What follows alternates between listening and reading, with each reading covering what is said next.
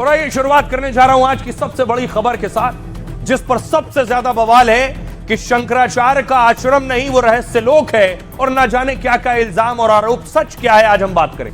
पहली बार टीवी पर शंकराचार्य का पूरा रहस्य लोक हम आपको दिखाने जा रहे हैं। पहली बार आशुतोष महाराज ने आरोप लगाए यौन शोषण के। सूत्र बता रहे हैं यौन शोषण के आरोप साबित हो रहे हैं मेडिकल रिपोर्ट के जरिए, लेकिन उनके आश्रम पर सवाल उठ रहे हैं। मैं आपको सीधे शंकराचार्य के आश्रम ले चलता हूं। पहली बार आप देखने जा रहे हैं टीवी पर, यह है शंकराचार्य अविमुक्तेश्वरानंद का आश्रम, बनारस का आश्रम आप देख रहे हैं। ऊपर चारों तरफ जंगले की दीवारें आप देख रहे हैं, यह आश्रम का गेट आप देख रहे हैं। बनारस में शंकराचार्य का यह आश्रम है। पहली तस्वीर आप टीवी पर देख रहे हैं। हमारे सहयोगी ये आश्रम की तस्वीरें हम तक लाए हैं। आश्रम पर सवाल उठ रहे हैं कि आश्रम में बहुत सी ऐसी चीजें होती हैं जिस पर अलग अलग लोग सवाल उठा रहे हैं।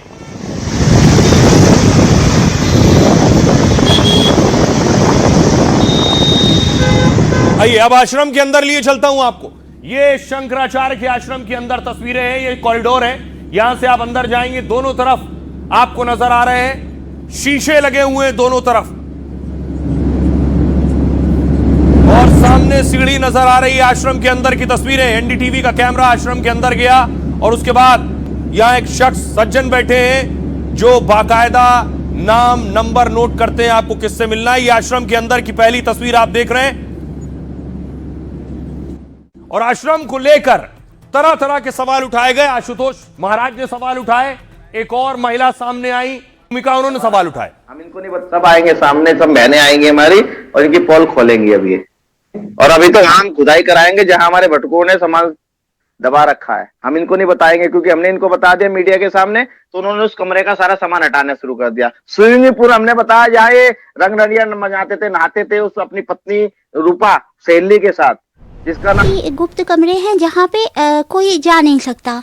वो अंदर के रास्ते हैं, वो लिफ्ट से जा सकते हैं वहाँ, और अगर सीढ़ी से जाएंगे तो वहाँ पे सब लोग कोई एंट्री बैन है। और स्विमिंग पूल है जैसे, ठीक है, अगर स्विमिंग पूल है मान लो, तो जितने बच्चे हैं ये नहा रहे होते उछल उछल के, लेकिन उधर तो जाना ही नहीं है भाई, वो रास्ता तो आपको जाना ही नहीं है। वो तो मैं इत्तेफाक से पहुँच गई क्योंकि वहाँ रह रही हूँ।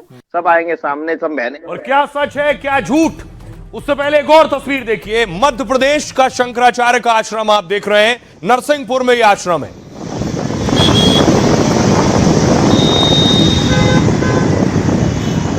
यह आश्रम का कॉरिडोर कई मंजिला आश्रम है। यह ऊपर जाने का रास्ता है आश्रम में।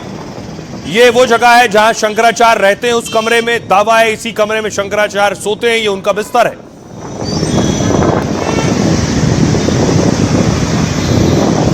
अब देखिए एक और आश्रम लिए चलता हूं शंकराचार्य का, ज्योतिर्मठ। यह भी शंकराचार्य का आश्रम है चमोली में।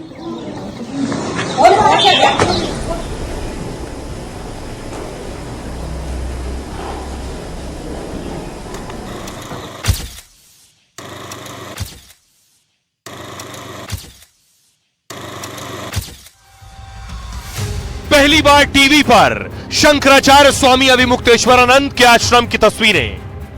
Sheesh Mahal, swimming pool, lift का आखिर राज क्या है? क्या है शंकराचार्य के रहस्य लोक का सच? क्या शंकराचार्य के मठ में तमाम आलीशान सुविधाएं मौजूद हैं? क्या मठ में ऐसी जगह है जहां किसी को जाने की इजाजत नहीं?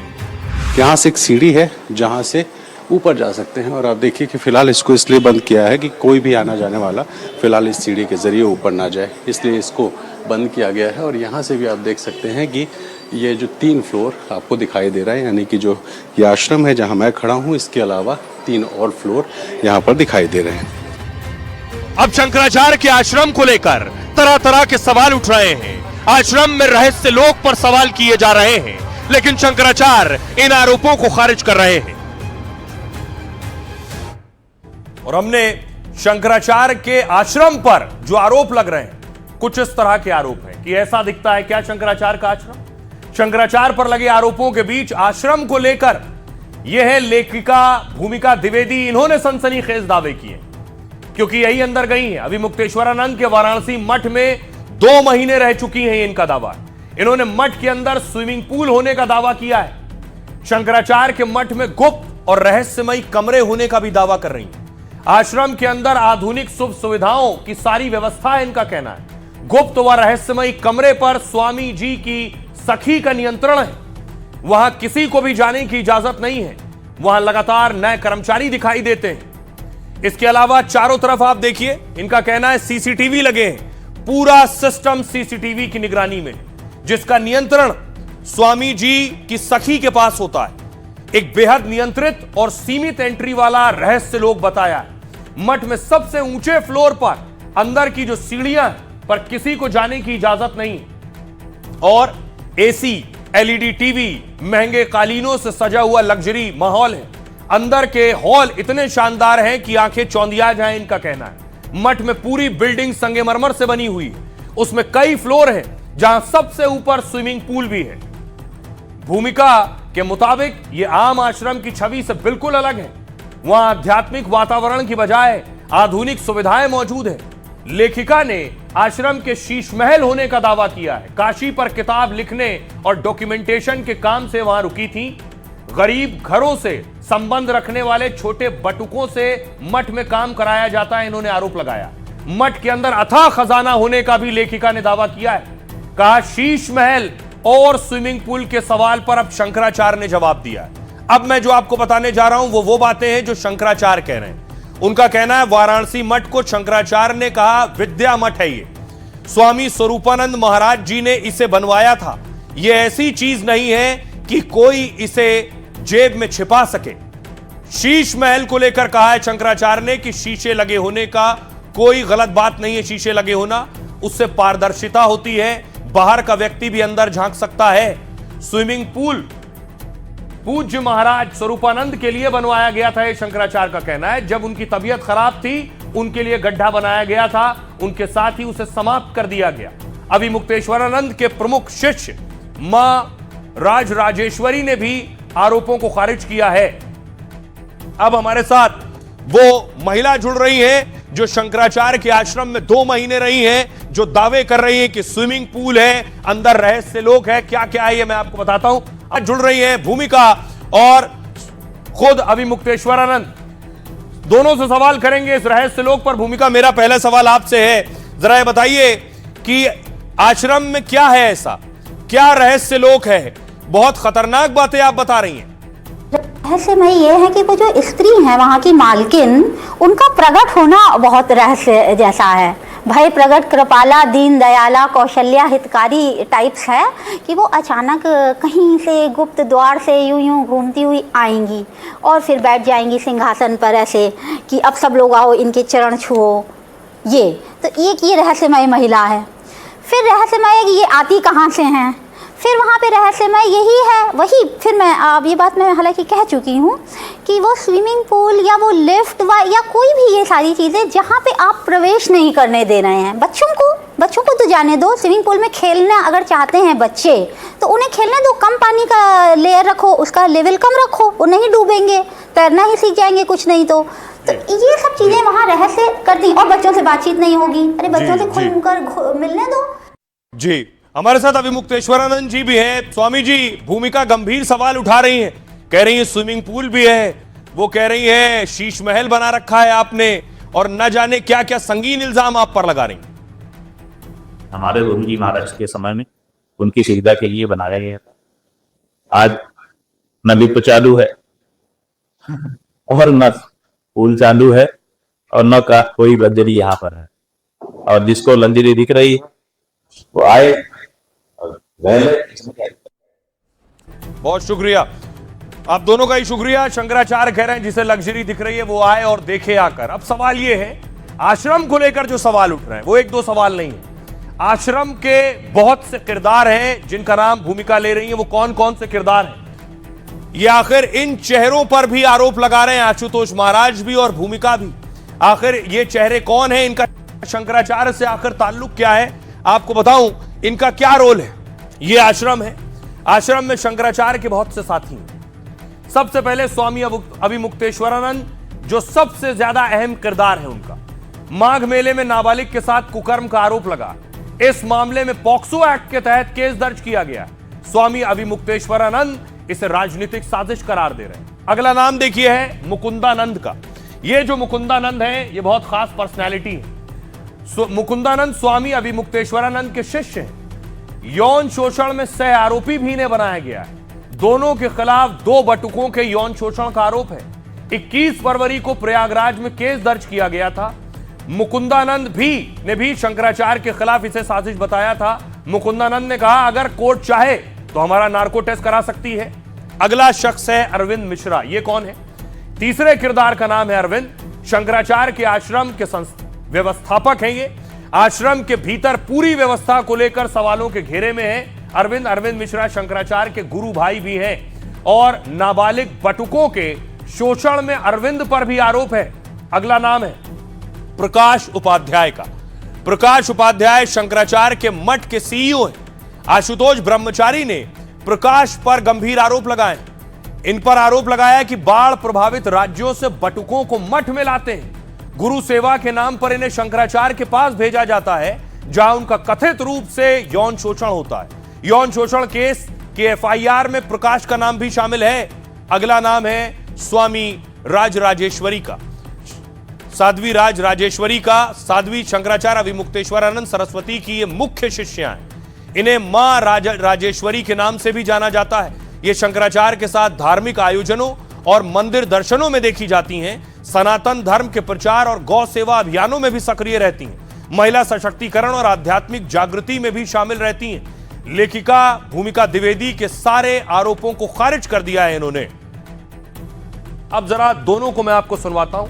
वो भूमिका जो शंकराचार्य और उनके आश्रम पर आरोप लगा रही है, और शंकराचार्य की शिष्या राजराजेश्वरी। दोनों को सुनिए। बड़े गुप्त कमरे हैं, वहां पे आप जा नहीं सकते। इनके यहाँ प्रोहिबिटेड एरिया है। अरे उधर तो जाना मत, उधर तो दीदी लोग रहती हैं। ये बेसमेंट है जहां आप खड़े हैं।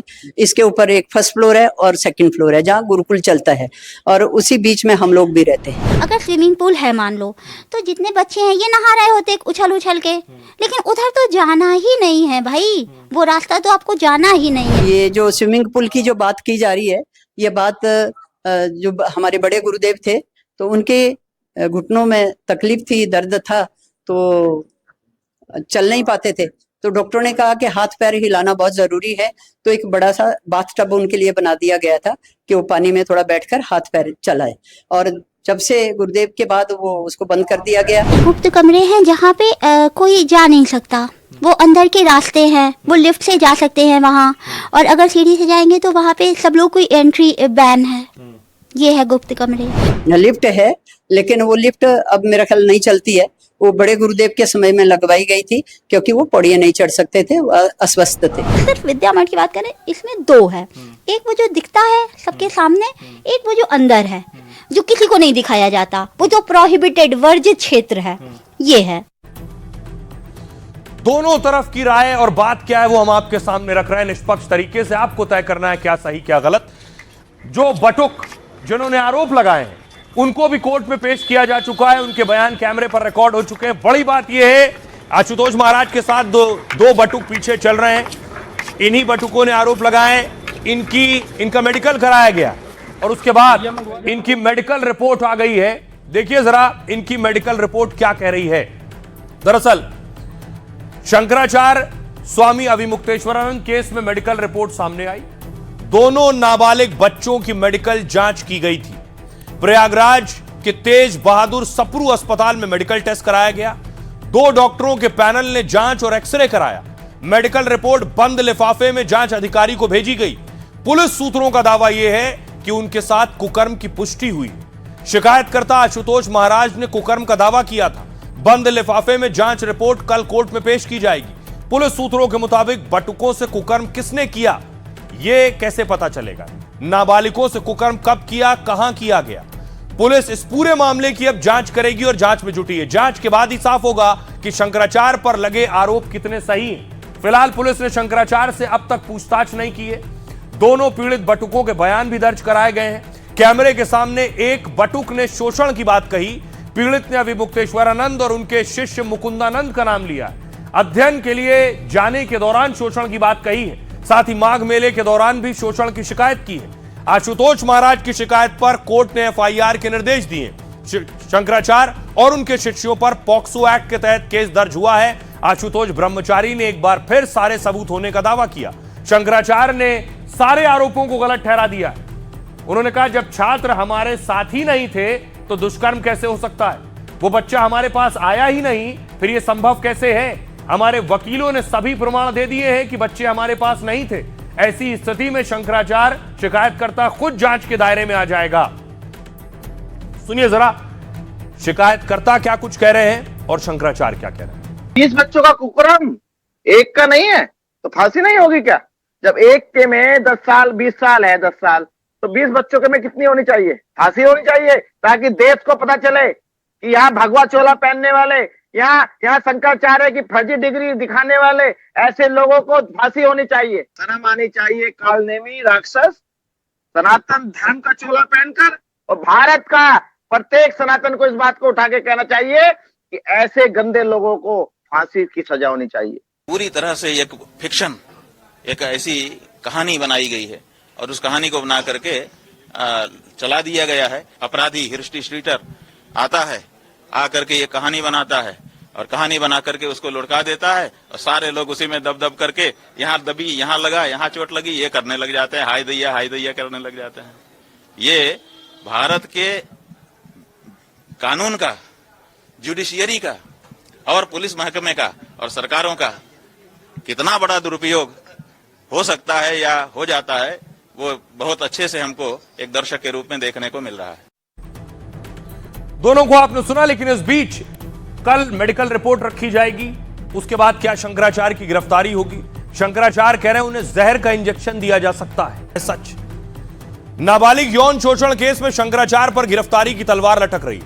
इस मामले में कल अग्रिम जमानत याचिका पर सुनवाई भी होनी। इससे पहले शंकराचार्य ने यूपी पुलिस पर सवाल उठाए। अगर जेल में जहर का इंजेक्शन लगा दिया गया तो? ऐसी कई तरह की कहानियां सामने आ चुकी हैं। शंकराचार्य खुद को पूरे मामले में निर्दोष बता रहे हैं। आशुतोष ब्रह्मचारी के सबूतों पर भी सवाल उठाया है। पहले वो सीडी की बात कर रहे थे, अब लैपटॉप की बात कर रहे हैं। पुलिस के पास कोई प्रवक्ता नहीं है क्या? यूपी पुलिस हिस्ट्री शीटर का सहारा क्यों ले रही है? ये है वकील। इस बीच शंकराचार्य के वकील श्रीनाथ त्रिपाठी को धमकी मिली है। उनके मोबाइल पर देर रात धमकी भरा मैसेज आया। लिखा था, वाराणसी की कचहरी को बम से उड़ा देंगे तुम्हें भी। पुलिस कमिश्नर से इसकी शिकायत की गई है। धमकी देने वाले मोबाइल नंबर को ट्रेस कर लिया गया है। पुलिस पूरे मामले की जांच में जुट गई है। सुनिए जरा शंकराचार्य क्या डर बता रहे हैं और वकील क्या कुछ कह रहे हैं। अगर गिरफ्तार करके ले जाएंगे तो तुम लोगों को क्या बाधा है? उन्होंने कहा हमें कोई बाधा नहीं है। आपको भी हम देख रहे हैं कि कोई बाधा नहीं है, लेकिन वहां ले जाकर के अगर जहर की सुई लगा दी आपको तो, लेकिन वहां ले जाकर के अगर जहर की सुई लगा दी आपको तो, ये भी बहुत सारे कहानियां आ चुकी हैं कि जेल में ले जाकर के गड़बड़ किया जाता है। रात्रि 2:23 की धमकी है और इसमें जो लिखा है कि बनारस कचहरी को हम बम से उड़ा देंगे तुम्हें भी। प्रशासन से ये अपेक्षा है कि जल्दी से जल्दी इस पर कार्रवाई करे, ऐसे लोगों को पकड़े और कड़ी कार्रवाई करे, कुचल दे। इस तरह की धमकी से कार्य करने में दिक्कत होती है। तो धमकी केवल एक तरफ नहीं मिल रही है, यानी केवल वकील साहब को नहीं मिल रही है, धमकी दूसरी तरफ शिकायत करने वाले को भी मिल रही है। शंकराचार्य की शिकायत करने वाले आशुतोष महाराज की नाक काटने की धमकी है। जो नाक काट कर लाएगा उसे 21 लाख रुपए। कोई भी सनातनी भाई इस आशुतोष पांडे की नाक काटेगा, इसे जूतों की माला पहनाएगा, उसको श्री कृष्ण जन्मभूमि संघर्ष जांच की तरफ से 21 लाख का इनाम दिया जाएगा। उसको श्री कृष्ण जन्मभूमि संघर्ष जांच की तरफ से 21 लाख का इनाम दिया जाएगा। कोई भी देखिए जरा कौन है ये जो 21 लाख रुपए का इनाम दे रहे हैं नाक काटने पर। आशुतोष ब्रह्मचारी के खिलाफ फलाहारी महाराज का ऐलान है। आशुतोष की नाक काटने वाले को 21 लाख का इनाम देंगे। फलाहारी महाराज ने आशुतोष ब्रह्मचारी को गौ हत्यारा बताया है। शंकराचार्य को 125 करोड़ हिंदुओं के लिए पूजनीय बताया है। फलाहारी महाराज आशुतोष ब्रह्मचारी को हिंदू नहीं मानते हैं। शंकराचार्य पर घिनौना आरोप लगाने से सनातनी हिंदू अपमानित हो रहे हैं। आशुतोष ब्रह्मचारी ने शंकराचार्य के खिलाफ शिकायत की थी। कोर्ट के आदेश के बाद शंकराचार्य के खिलाफ एफआईआर दर्ज की गई। अब आपको सुनवाता हूं, सुनिए जरा फलाहारी बाबा को। उसके बाद फलाहारी जिन आशुतोष महाराज की बात कर रहे हैं उनके गांव आपको लिए चलूंगा, उनके पड़ोसी उनके बारे में क्या कहते हैं सुनाऊंगा। पहले फलाहारी को सुनिए। ऐसे पूजनीय शंकराचार्य पे एक व्यभिचारी, बलात्कारी, गौ हत्यारा आशुतोष पांडे ऐसे घिनौने आरोप लगवा रहा है। अरे धिक्कार है तेरे हिंदू होने पर। हमारा भी ऐलान है, कोई भी सनातनी भाई इस आशुतोष पांडे की नाक काटेगा, इसे जूतों की माला पहनाएगा, उसको श्री कृष्ण जन्मभूमि संघर्ष न्यास की तरफ से 21 लाख का इनाम दिया जाएगा। अब एक तस्वीर मैं आपको दिखाने जा रहा हूं, वो आशुतोष महाराज जो शंकराचार्य पर आरोप लगा रहे हैं, जो उनके शिष्य मुकुंदानंद पर आरोप लगा रहे हैं। ये शंकराचार्य के शिष्य हैं जो आशुतोष को शॉल पहना रहे हैं। शंकराचार्य के शिष्य मुकुंदानंद के साथ आशुतोष महाराज की तस्वीर आप देख रहे हैं। यानी आशुतोष महाराज पहले उनके शिष्य से मिलते रहे हैं, उनके नजदीक रहे हैं, अब इस तरह के आरोप लगा रहे हैं। क्योंकि आरोप आशुतोष महाराज पर भी 1000 लग रहे हैं। उन्हें हिस्ट्री शीटर, अपराधी, न जाने क्या क्या कहा जा रहा है। हम पहुंचे आशुतोष महाराज के गांव, उनके पड़ोसी उनके बारे में क्या राय रखते हैं जो शंकराचार्य पर आरोप लगा रहे हैं, सुनिए जरा। हिस्ट्री शीटर बदमाश है और मेरी इसकी दीवार एक ही है। इसने जो आजकल देखने में चल रहा है, मीडिया पर जो चल रही खबर, किसी के ऊपर झूठे जोर शोषण के मुकदमे दिखवाता है, उनके एवज में बहुत मोटी रकम मांगता है ये हम लोगों से। 2 मुकदमे मेरे ऊपर भी लगे हुए हैं। इसकी वजह से मैं अपना घर बार छोड़ करके तो बर्बाद हो चुका हूँ। उसकी वजह से मैं, मेरे ऊपर भी 2 यौन शोषण के मुकदमे हैं। एक इसकी बहन ने लगा रखा है, जिसमें बलात्कार के मुकदमे मेरे ऊपर लिखवा रखे इसने। हिस्ट्री शीटर, रेप का आरोपी है, अवैध कब्जे करने वाला। हमारे मोहल्ले की एक महिला है, उसके मकान में पहले तो स्कूल खोलना, फिर उसके मकान पर कब्जा करा, और हमारे पे भी अपने भाई की वाइफ के साथ मिलकर SC ST के मुकदमे कर रखे झूठे जी। 1 नंबर का 420 आदमी है। आरोप लगाना तो इसका मेन मुख्य पेशा है। और शंकराचार्य जी पर भी जो एक भगवान स्वरूप हैं, शंकर भगवान के जो अवतार हैं, जिसने उनको भी नहीं छोड़ा, उन पर भी दुष्कर्म का इसने आरोप लगा दिया है, तो किस हद तक गिर सकता है। बहुत बड़ा जालसाज बहरूपिया किस्म का व्यक्ति है। इसका काम है सिर्फ फर्जी मुकदमे लिखाना। इसने मेरे साथ भी किया, मेरे साथ बहुत बड़ी ठगी की। मेरी गाड़ी किसी के माध्यम से ले गया, जिसने मुझको आज तक पूर्ण रुपया नहीं दिया। मेरे विरुद्ध 2 मुकदमे दर्ज कराए इसने जालसाजी करके। इसके अपराध में इसका पूरा परिवार इसका साथ देता है। इसका भाई भी कांगड़ा थाने का 1 लाख हिस्ट्री शीटर बदमाश है, विनीत शर्मा, जो मोबाइल पर मुजफ्फरनगर समाचार के नाम से एक अखबार छापता है और किसी भी सम्मानित व्यक्ति के खिलाफ, किसी मंत्री के खिलाफ, किसी अधिकारी के खिलाफ उसमें कुछ भी मनगढ़ंत कहानी लिख के और उसको वायरल करता है। ये लोगों पर फर्जी मुकदमे करता है और इसका काम है लोगों से वसूली करना, ब्लैकमेलिंग करना।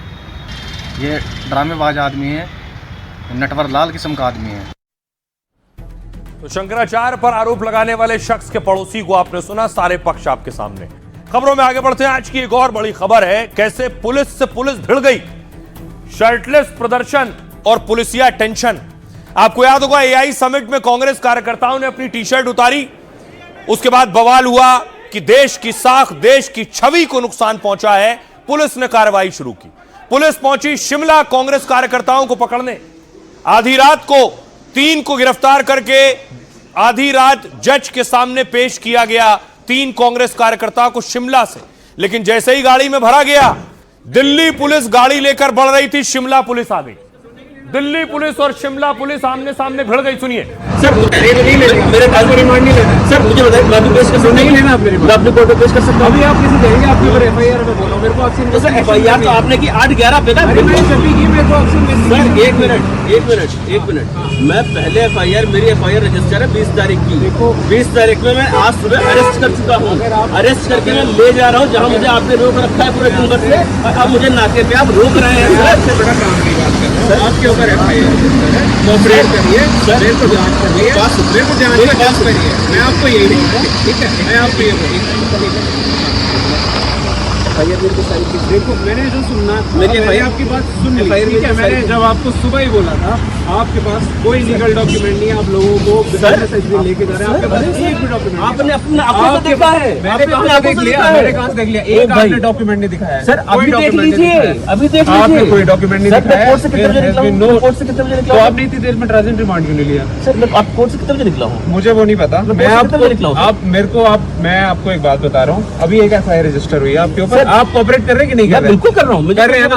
हाँ तो आ जाइए, आप ही कैमरे बंद करिए और मेरे को जो मुझे कार्रवाई करनी है वो मुझे कार्रवाई करनी है। हम यहीं बैठे। हाँ आ जाओ। तो सोचिए, कांग्रेस कार्यकर्ताओं को गिरफ्तारी पर दिल्ली पुलिस और शिमला पुलिस बीच सड़क भिड़ी थी आधी रात। दोनों एक दूसरे से बहस कर रहे थे। शिमला पुलिस दिल्ली पुलिस को आगे नहीं बढ़ने दे रही थी। 8-11 बजे की फायर की सर हमने, 8 बजे की फाइल लेके आई सर, मेरी फाइल देखिए ना आप सर, मुझे मुल्जिम कोर्ट में पेश करने से रोक रहे हैं। आपको बोल, आप ट्रांजिट रिमांड ले लो सर, मेरे पास 24 मैंने आपको मना किया सर, 24 घंटे का समय है, मैं कोर्ट में पेश कर दूंगा। रिमांड लीजिए, आप कोर्ट गए सर, 24 घंटे का मेरे पास समय है। आप कोर्ट गए थे सर, एक चीज बताइए, आप कानून जानते हैं ना सर, आप भी कानून जानते हैं ना, मैं आपको बता रहा हूँ, आप ट्रांजिट रिमांड ले सकते थे ना, आप पूरे दिन कोर्ट में नहीं लिया सर। अब देखो भाई, 24 घंटे है मेरे पास, मैं कोर्ट में पेश कर सकता हूँ। मैंने आपको बता दिया, आप ट्रांजिट रिमांड ले सकते हैं। 24 सर, 24 घंटे हैं अभी भी मेरे, अभी सर 24 घंटे पूरे हो गए आपके पास, आपके 24 घंटे पूरे हो गए, 24 घंटे पूरे हो गए, मेरे रिमांड नहीं लेना है सर, मुझे बताइए, मैं अभी पेश कर सकता हूँ, मैं अपने कोर्ट में पेश कर सकता हूँ। अभी आप कैसे जाएंगे, आपके ऊपर FIR मैं बोल रहा हूँ। अब ये लड़ाई दिलचस्प थी। दिल्ली पुलिस केंद्र के अधीन और हिमाचल पुलिस कांग्रेस का राज है वहां, तो हिमाचल और दिल्ली पुलिस भिड़ी हुई थी। मैं क्या कह रहा हूँ, आपने बोला कि आपने बोला आपने आप कर रहे हो, आप कर रहे हो सर, मैं आपको बोल रहा हूँ, मेरी अभी मीडिया वालों से भी हुआ है, मेरे को इन्वेस्टिगेशन करने दीजिए प्लीज, है ना, कोई नहीं सर, आप you are in the public place sir, we are not doing anything. Join हुई है, ये सब मीडिया के सामने आप बोल रहे हैं मीडिया ट्रायल करेंगे, मुझे समझ नहीं आ रहा। मैं बिल्कुल नहीं बोल रहा हूँ, कोई बात नहीं, मैं कोई करने दीजिए और हमें कोऑपरेट करिए। बिल्कुल मैं कर रहा हूँ, आप सुनेंगे मेरी बात, मैं कोऑपरेट कर रहा हूँ, आप मुझे सुनाइए। मैं तो आपको आधे घंटे से बोल रहा हूँ सर, मैं कुछ बोल सकता हूँ इस साइड में, मैं कुछ बोल सकता हूँ, बोलिए। आपने बोला आपने कागज नहीं दिया, मैंने आपको आप कागज देखिए, मैं आपको कागज देखिए, ये तो आप अभी दिखा रहे हैं, आप कागज देखिए, करने दो। और इतनी लड़ाई हंगामे के बाद देखिए सुबह शिमला में उनका मेडिकल करवाया गया, जिन कांग्रेस कार्यकर्ताओं को पकड़ा गया था। रुके हुए थे आप, ये आरोपी हैं जिनको फिलहाल अंदर बिठाया जा रहा है और यहाँ से ले जाया जाएगा दिल्ली। दिल्ली पुलिस का कहना है कि जो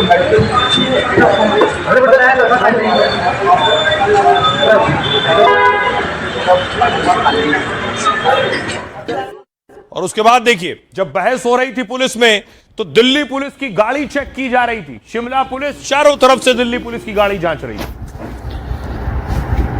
You have been detained again.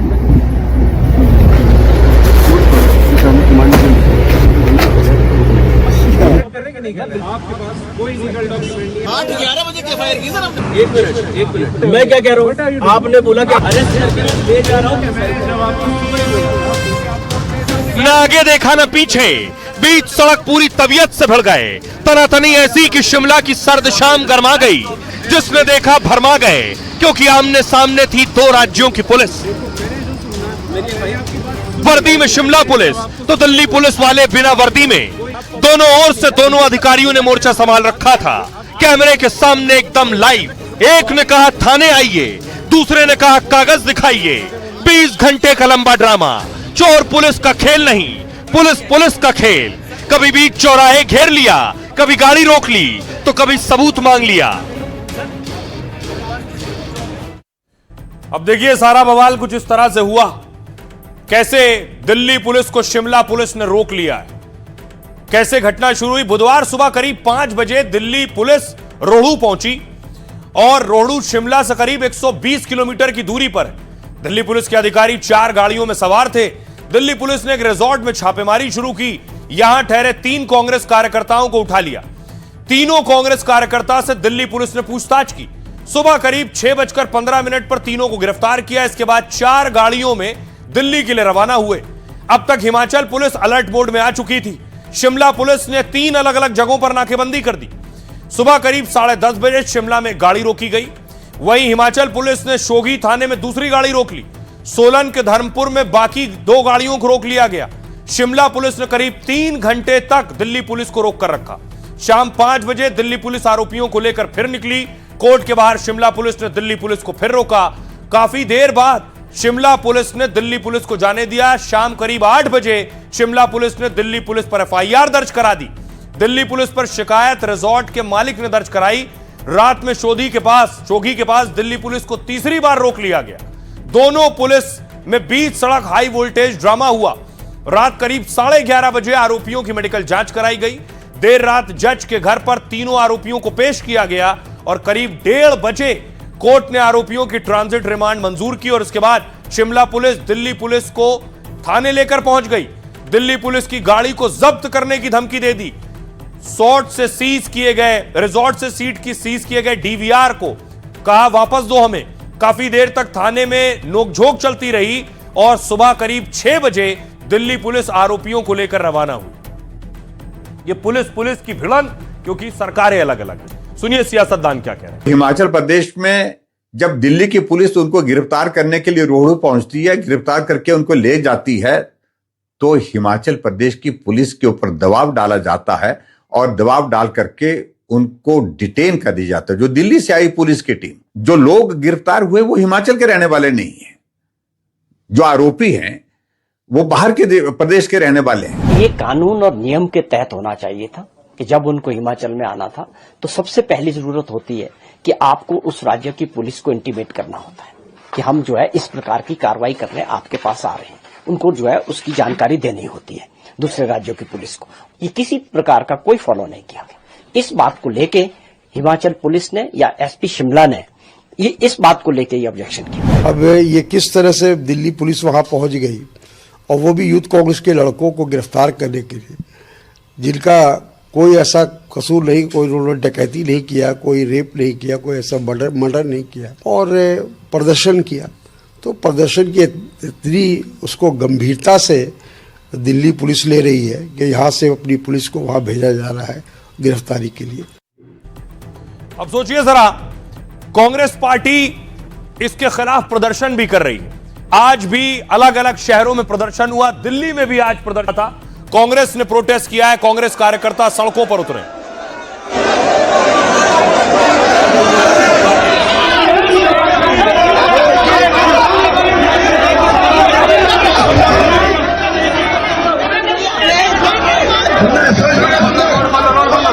और दूसरी तरफ जिन्हें शिमला से उठाकर लाए थे, उनकी आज कोर्ट में पेशी की गई है उन कार्यकर्ताओं की।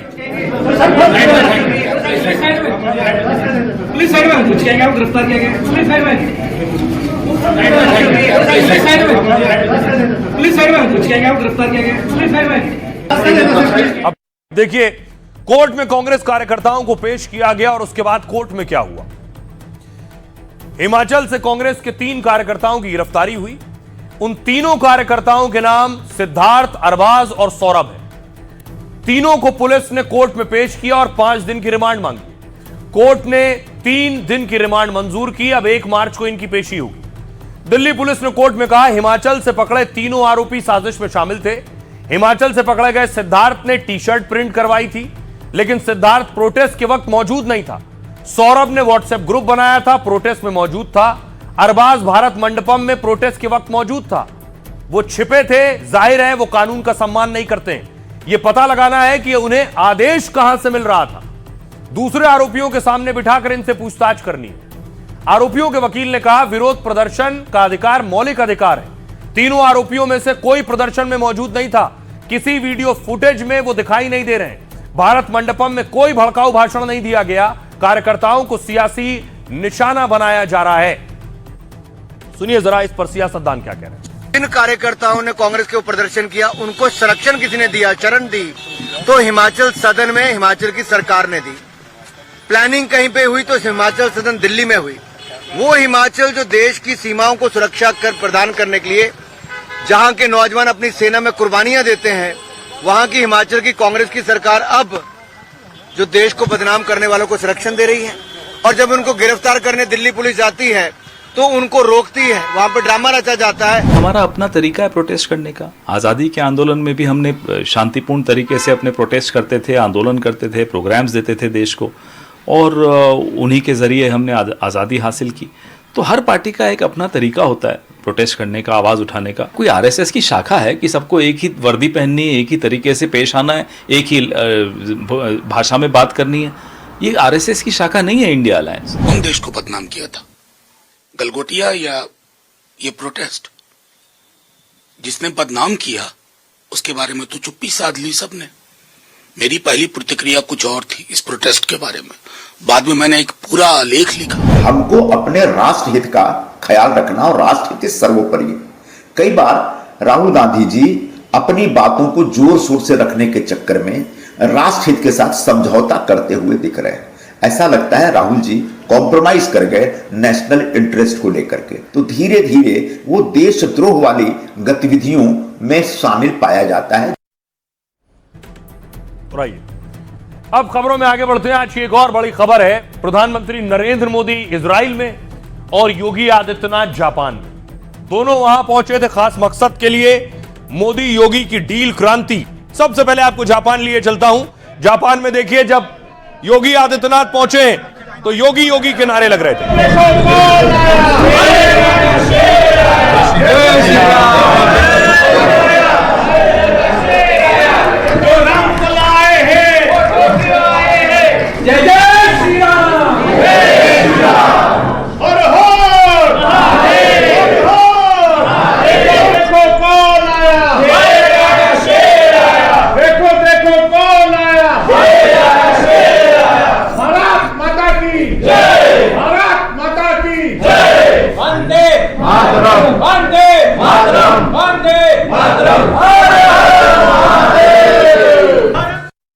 तो जब योगी पहुंचे तो नारे लग रहे थे। दूसरी तरफ आज नेतन्याहू ने भारतीय परिधान पहन लिए थे, मोदी जैकेट में दिख रहे थे।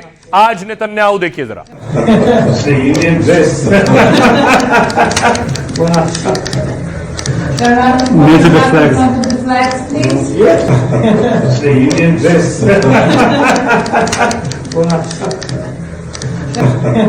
प्रधानमंत्री नरेंद्र मोदी ने नेतन्याहू को भारतीय पोशाक में देखा तो कहा भारतीय पोशाक है, और उसके बाद पीएम भी बहुत खुश हुए। पीएम के लिए भी ये चौंकाने वाला था कि किस तरह से नेतन्याहू पीएम मोदी के लिए भारत की पोशाक में आ जाएंगे।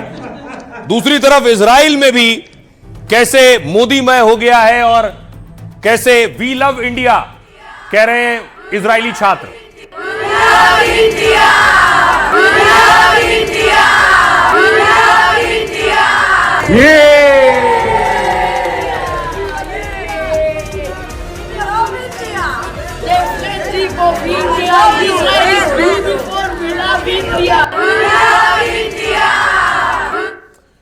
न सिर्फ छात्र बल्कि उनकी संसद भी कल तिरंगे के रंग में रोशनी से नहाई हुई थी।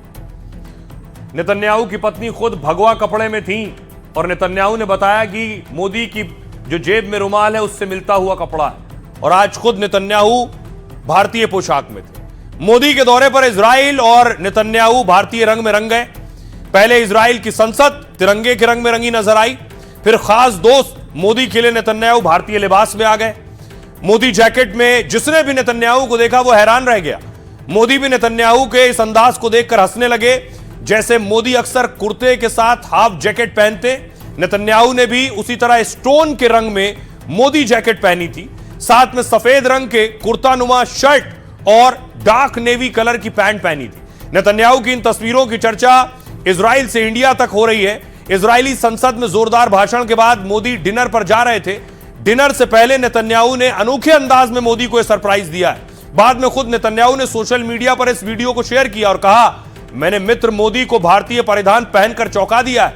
इजराइल दौरे पर पोशाक से भी नेतन्याहू ने मोदी से अपनी दोस्ती दिखाई है, और इसकी झलक उस समय भी दिखी जब पीएम इजराइल एयरपोर्ट पर पहुंचे। मोदी ने कुर्ता पैजामा के साथ जो जैकेट पहना था उसकी जेब में भगवा रंग का रुमाल था। एयरपोर्ट पर नेतन्याहू की पत्नी ने भी उसी रंग का पोशाक पहन रखा था, जिसे देखकर इजरायली पीएम ने तुरंत मजाकिया लहजे में तुलना की। मोदी की जेब के रुमाल और पत्नी के पहनावे की ओर इशारा कर पूछा। पीएम मोदी फौरन दोस्ती कनेक्शन समझ गए और हंसते हुए जवाब दिया, हां भगवा। सुनिए जरा क्या कुछ कह रहे हैं पीएम नेतन्याहू। इंडिया, मैं भारत का ऋणी हूँ। जब मैं सारा से पहली बार मिला तो हमारी पहली या दूसरी डेट तेल अवीव के एक भारतीय रेस्तरां में हुई थी, रीना पुष्करना का रेस्तरां। वहाँ का खाना अद्भुत था। सारा ने पहली बार उसका लुत्फ उठाया। न सिर्फ खाना शानदार था बल्कि हमारी डेट भी शानदार रही।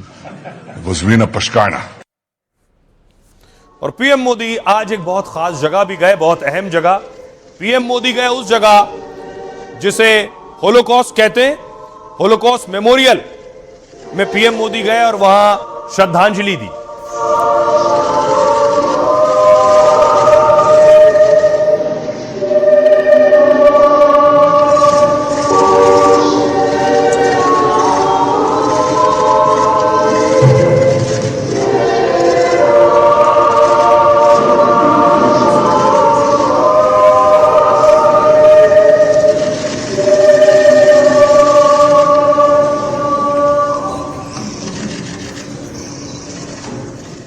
आइए आपको बताऊं ये होलोकॉस्ट क्या है, जहां प्रधानमंत्री नरेंद्र मोदी आज मौजूद थे। इजराइल दौरे पर पीएम मोदी भावुक हो गए। आज मोदी ने यरूशलेम में याद वाशेम मेमोरियल पहुंचे। वो थोड़ी देर के लिए मौन हो गए, शहीदों को श्रद्धांजलि दी।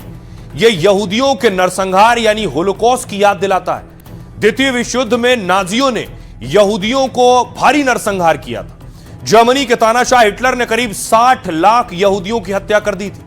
इजराइल की संसद ने होलोकॉस्ट की याद में खास स्मारक बनवाया है और 2005 से इस होलोकॉस्ट को दिखाने के लिए एक म्यूजियम खोला गया।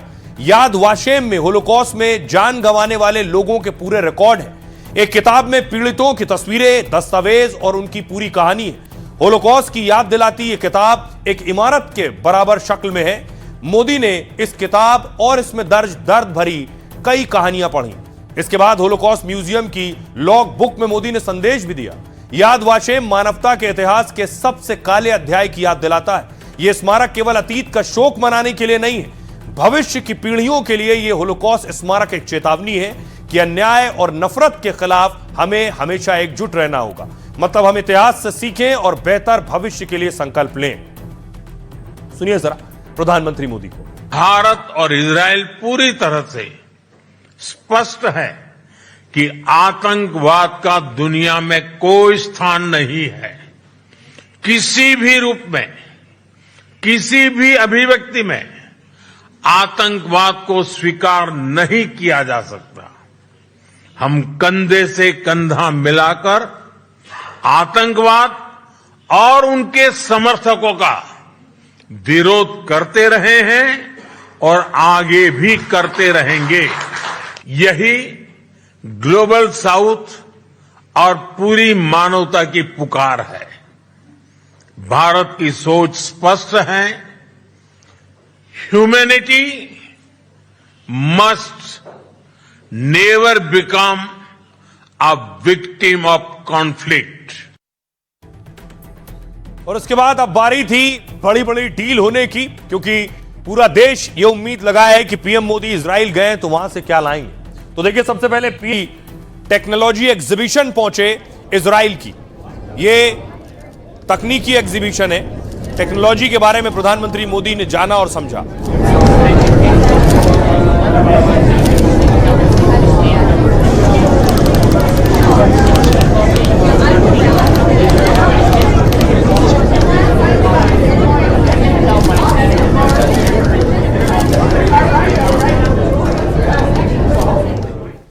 और उसके बाद दोनों देशों के बीच कई बड़े समझौते हुए, कई एमओयू साइन हुए।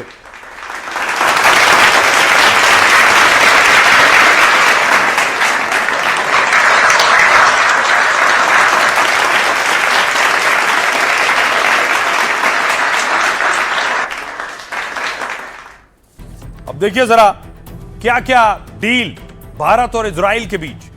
दुनिया की सबसे मजबूत मिसाइल डिफेंस तकनीक आयरन डोम, रॉकेट मिसाइल और ड्रोन मार गिराने में सक्षम है। इजराइल को हमास, हूती, हिजबुल्लाह के हमलों से यही बचाती है। आयरन डोम की एक बैटरी में रडार, कंट्रोल सेंटर और लॉन्चर होता है। एक लॉन्चर में कम से कम 20 इंटरसेप्टर मिसाइलें होती हैं। इंटरसेप्टर मिसाइलें यानी अगर दुश्मन का कोई हथियार आ रहा है तो उन्हें परख कर और उस पर वापस हमला करके उसे आसमान में गिरा दे। दुश्मन के हवाई हमले को हवा में ही मार सकता है। पाक के हर ड्रोन और रॉकेट हमले को नाकाम करेगी। इसके अलावा हेरोन ड्रोन भी लेकर आएंगे। हेरोन MK2 ड्रोन की खरीद पर मोहर लग सकती है। हेरोन हाईटेक और बेहद खतरनाक ड्रोन माना जाता है। एक बार में लगातार 45 घंटे तक उड़ान भर सकता है। करीब 35,000 फीट की ऊंचाई तक उड़ सकता है। सभी तरह के मौसम में ऑपरेशन में सक्षम है। कश्मीर में आतंक के खिलाफ कार्रवाई में कारगर होगा। इसके अलावा स्पाइस 100 बम, साधारण जो बम को भी सटीक हथियार बना देता है। ये बालाकोट एयर स्ट्राइक आपको याद होगी, इसका इस्तेमाल किया गया था। जीपीएस या सिग्नल ना होने पर भी यह काम करता है। इसकी रेंज 100 से 125 किलोमीटर तक होती है। दुश्मन के एयर डिफेंस की रेंज के बाहर से दागा जा सकता है और 100 किलोमीटर से ज्यादा दूर तक टारगेट हिट करता है। भारत इजराइल से ऐसे 100 स्पाइस बम खरीद सकता है। उसके बाद सुरक्षा व्यापार पर बड़ी डील। दोनों देशों में अभी 31,000 करोड़ का कारोबार होता है। मोदी नेतन्याहू में इसे और बढ़ाने पर सहमति बनी है। इजराइल में भी भारत का यूपीआई पेमेंट सिस्टम चलेगा, मतलब गूगल पे, पेटीएम इजराइल में भी चलेगा। भारत जल्द ही इजराइल से फ्री ट्रेड एग्रीमेंट करेगा और इससे टैरिफ यानी टैक्स कम लगेगा और व्यापार बढ़ेगा। भारत में इजराइल के 100 एग्रीकल्चर सेंटर खुलेंगे। कम बारिश या पानी में भी खेती की तकनीक बताई जाएगी इससे। और आइए, जब पीएम मोदी इजराइल में है तो एक अच्छी खबर आई। दुनिया के दरमियान प्रधानमंत्री नरेंद्र मोदी कहां खड़े हैं। इंस्टाग्राम पर मोदी की लोकप्रियता का डंके का एक रिपोर्ट कार्ड भरे। इंस्टाग्राम पर पीएम मोदी के फॉलोअर्स की संख्या 10 करोड़ पहुंच गई है। 10 करोड़। दूसरे नंबर पर ट्रंप हैं 4 करोड़ 30 लाख और तीसरे नंबर पर योगी आदित्यनाथ हैं नेताओं में 1 करोड़ 60 लाख। देखिए, चौथे नंबर पर हैं राष्ट्रपति इंडोनेशिया के 1.5 करोड़, पांचवें नंबर पर हैं ब्राजील के राष्ट्रपति लूला डे सिल्वा और छठे नंबर पर हैं एर्दोगान 1 करोड़ 16 लाख के साथ। अब इस बीच बात योगी की। योगी आदित्यनाथ जापान में थे, देखिए क्या कर रहे थे। जापान में योगी का स्वागत हुआ और एक बच्चा आया, उसने योगी के पांव छुए और शिव मंत्र सुनाया। अच्छा, नमस्ते तो करो भैया। भैया पीछे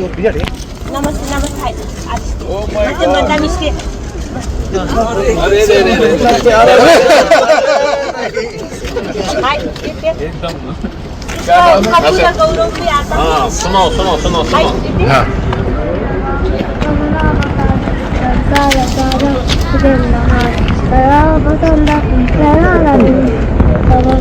Bhavani सहितम Namami. Atau Guru Brahma, Guru Brahma.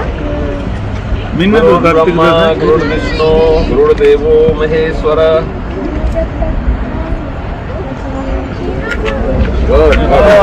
उसका नाम नेमिस है। नेमिस। जैन धर्म के। उसके बाद योगी आदित्यनाथ पहुंचे रोबोटिक सेंटर, रोबोटिक फैक्ट्री है। यहां योगी ने देखा कैसे रोबोट की दुनिया है।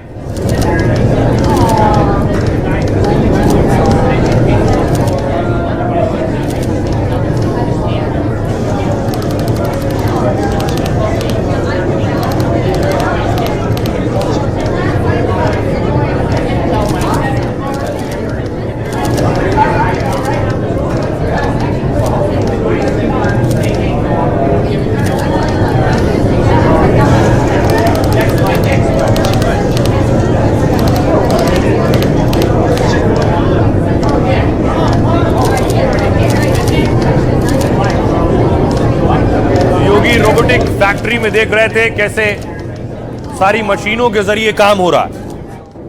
उसके बाद योगी पहुंचे उस ट्रेन में जो 600 से 700 किलोमीटर प्रति घंटे की रफ्तार से दौड़ती है। इसका नाम लेब।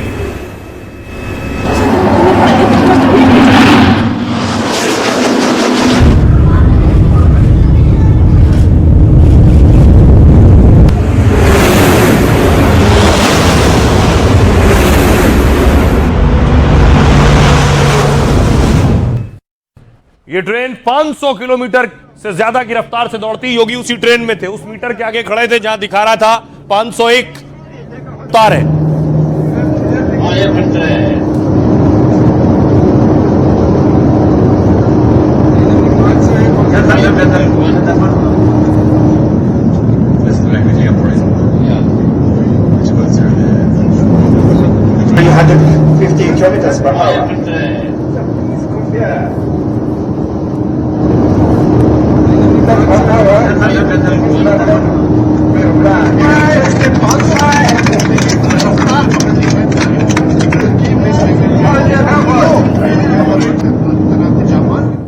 अब आइए आपको बताऊं, जिस ट्रेन में योगी बैठे उस ट्रेन की आखिर खासियत क्या है। उस ट्रेन में आखिर ऐसा क्या है जो 500, 600 और 700 किलोमीटर प्रति घंटे की रफ्तार से दौड़ती है। यह है वो ट्रेन। पलक झपकेगी, ट्रेन निकल जाएगी। जापान और सिंगापुर में योगी ने डील और निवेश के रिकॉर्ड बना दिए हैं। 4 दिन के विदेश दौरे पर यूपी के लिए करीब 1.5 लाख करोड़ की डील की है योगी। लेकिन सबसे ज्यादा चर्चा हो रही है योगी की तूफानी ट्रेन की सवारी की। जापान में योगी ने दुनिया की सबसे तेज ट्रेन में सफर किया है। योगी ने सफर के अनुभव और ट्रेन की स्पीड की जानकारी साझा की।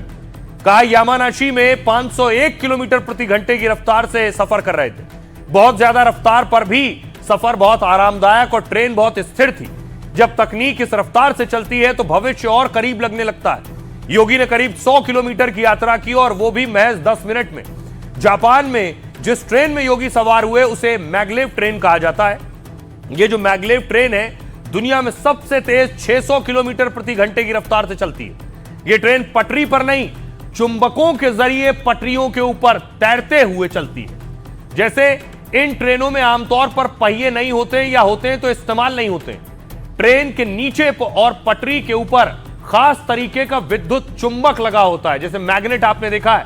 आमतौर पर चुंबक लोहे की चीज या दूसरी चुंबक को अपनी ओर खींचता है, लेकिन दो चुंबक को जब आप आमने सामने लाएंगे तो दूर भागते हैं, जैसे एन एक दूसरे से दूर भागेंगे। इसी तकनीक का चुंबकीय प्रभाव ट्रेन को पटरी से कुछ इंच ऊपर रखता है। दोनों मैग्नेट लाएंगे तो एक दूसरे से कभी मिलेंगे नहीं, थोड़ा ऊपर रहेंगे। पटरी की दीवारों में लगे इलेक्ट्रोमैग्नेटिक बार बार चालू बंद किया जाता है उन्हें। इससे एक चुंबकीय क्षेत्र पैदा होता है जो ट्रेन को लगातार आगे बढ़ाता है। साइड चुंबक यह भी तय करते हैं कि ट्रेन पटरी के बीच में ही रहे और मुड़े नहीं। ट्रेन और पटरी के बीच सीधा संपर्क नहीं होता है तो घर्षण नहीं होता है। इस वजह से ट्रेन और पटरियों का रखरखाव आसान हो जाता है। एडवांस कंट्रोल सिस्टम और ट्रैक होने से हादसे की संभावना भी कम होती है। जापान में 300 किलोमीटर की रफ्तार से बुलेट ट्रेन पहले से चल रही है और सुरक्षित इतनी है कि 62 सालों में एक भी यात्री हादसे का शिकार नहीं हुआ। भारत में पिछले 10 सालों में 600 से ज्यादा हादसे और 700 से ज्यादा मौतें हुई हैं। यह हाल तब है जब भारत ने तकनीक में बहुत सुधार कर लिया है और हादसे पहले से कम हो गए। सुनिए जरा, योगी आदित्यनाथ जापान यात्रा पर हैं। अब विरोधी तो कुछ बोलेंगे, क्या कुछ कह रहे हैं अखिलेश यादव और योगी आदित्यनाथ। हम लोगों को जो अब तक यहाँ प्रस्ताव प्राप्त हुए हैं, मुझे प्रसन्नता है कि 90,000 करोड़ रुपए के एमओयू जापान के अंदर, 1.5 लाख करोड़ के प्रस्ताव यहाँ पे जापान और यामानासी में उत्तर प्रदेश के इस डेलीगेशन को प्राप्त हुए हैं। लोग गए हैं जापान और एमओयू कर रहे हैं। जापान का नाम निप्पॉन भी है। अब जापान वाले कहीं घबरा न जाएं कि नाम बदलने वाले मुख्यमंत्री जी आए हैं। कहीं जापान का नाम हमारे मुख्यमंत्री जी बदल करके उगते हुए सूरज निप्पॉन जापान, उसका अद्वैतपुरम ना नाम कर दें कहीं। और ये खबरों में आगे बढ़ते हैं। आज की एक और बड़ी खबर है और गंभीर खबर है। न्यायपालिका में करप्शन वाली किताब बैन हो गई। एनसीईआरटी ने किताब के चैप्टर में कोर्ट के न्यायपालिका के करप्शन का चैप्टर जोड़ दिया, जिस पर बवाल हो गया। अब देखिए जरा, कोर्ट में मामला पहुंच गया। कोर्ट में क्या हुआ ये आपको बताऊं। एनसीईआरटी की 8वीं सोशल साइंस की किताब विवादों में एनसीईआरटी ने 23 फरवरी को इस नई टेक्स्ट बुक को जारी किया। इस किताब में न्यायपालिका में भ्रष्टाचार नाम का एक चैप्टर है। एनसीईआरटी ने, सुप्रीम कोर्ट ने एनसीईआरटी की इस किताब पर सख्त रुख अपनाया। देश के मुख्य न्यायाधीश ने खुद नोटिस लिया और सुनवाई की। सुप्रीम कोर्ट ने किताब बैन कर दी, छापने और बांटने पर रोक लगा दी। कोर्ट ने पहले भेजी गई किताबें वापस लेने का आदेश भी दे दिया। साथ ही कोर्ट ने डिजिटल कॉपियों को हटाने के निर्देश भी दिए। एनसीईआरटी डायरेक्टर शिक्षा सचिव को नोटिस भी जारी कर दिया है। सभी राज्यों के मुख्य शिक्षा सचिव से भी जवाब मांगा गया है। सुप्रीम कोर्ट ने 2 हफ्ते में कार्रवाई की रिपोर्ट मांगी है। कोर्ट ने सिलेबस से जुड़े बैठकों की जानकारी भी मांगी है। विवादित चैप्टर लिखने वाले लेखकों के नाम भी मांगे हैं। सीजेआई बोले ये न्यायपालिका को बदनाम करने की साजिश है। सीजेआई ने कहा गहराई से जांच होगी और केस बंद नहीं होगा। बुधवार को एनसीईआरटी ने इस मामले में कोर्ट से माफी मांगी, लेकिन सुप्रीम कोर्ट एनसीईआरटी से कहा माफी काफी नहीं है। कल फिर सुप्रीम कोर्ट में इस मामले में सुनवाई होगी। सुनिए जरा इस पर सियासतदान क्या कह रहे हैं। जो न्यायपालिका ने कहा है वो सर माथे पे, उसको हम लोग पूरा पालन करेंगे। जो भी हुआ मैं अत्यंत उसके लिए दुखी हूँ, मैं उसके लिए खेद प्रकट करता हूँ। उनका कहना था कि ये किसी छोटे मोटे अनभिज्ञता से, इग्नोरेंस से नहीं हो सकता है। इसके पीछे कुछ गहरी साजिश लग रही है, कोई षड्यंत्र लग रहा है।